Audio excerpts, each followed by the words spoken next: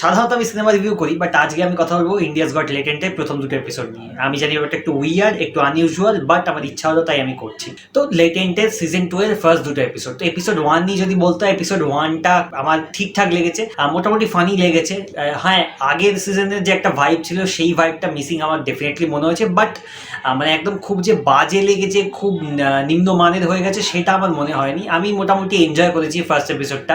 এবং এই যে বলিউডের একটা এসছে বলে কাইন্ড অফ অনেকের পছন্দ হচ্ছে না, যে একটা মানে পিয়ার হচ্ছে, আমার ওইটা কোনো অসুবিধা নেই। বলিউড একটা এসছে ঠিক আছে, বাট ওরা জোকসে কোনো হোল্ড ব্যাক করেনি, মানে যতটুকু অর্গানিক্যালি জোকস দেওয়া পসিবল হয়েছে ওরা দিয়েছে। মানে এই যেমন এফস্টিন আইল্যান্ড নিয়ে একটা জোক ছিল, তো ওই ব্যাপারগুলো ওরা হোল্ড ব্যাক করেনি, যে না বলিউড অ্যাক্টার এসছে এরকম টাইপের জোক মারা যাবে না, অ্যাডাল্ট জোক, সেরকম কোনো হোল্ড ব্যাক করেনি, সেটা আমার অ্যাকচুয়ালি ভালো লেগেছে। বাট হ্যাঁ, জোকসগুলো অত বেশি মানে আগের সিজনে যেরকম লেভেলের জোকস হতো, এবার সিজনের জোকসের কোয়ালিটি একটু কম হওয়ার মনে হচ্ছে ডেফিনেটলি। তবে ফার্স্ট এপিসোডে যদি বেস্ট জাজ বলতে হয়, সেটা ডেফিনেটলি আমার মনে হচ্ছে শারভারি। তার অবভিয়াসলি খুব কন্ট্রিবিউশন ছিল না, বাট যেহেতু একটা বলিউডের অ্যাক্টার এসে এরকম করছে, এবং আলিয়া ভাটের থেকে তার কন্ট্রিবিউশন বেশি ছিল, এবং অবভিয়াসলি সামায়া আশিসের থেকে তো আমি অনেক বেশি এক্সপেকটেশন রাখি, শাহরুখের থেকে সেই এক্সপেকটেশন ছিল না, না থাকা সত্ত্বেও সে ভালো ডেলিভার করেছে। আমার মনে হচ্ছে সে হচ্ছে বেস্ট জাজ, আর best contestant definitely Donald Trump, Avinash Agarwal. এরপরে এপিসোড 2।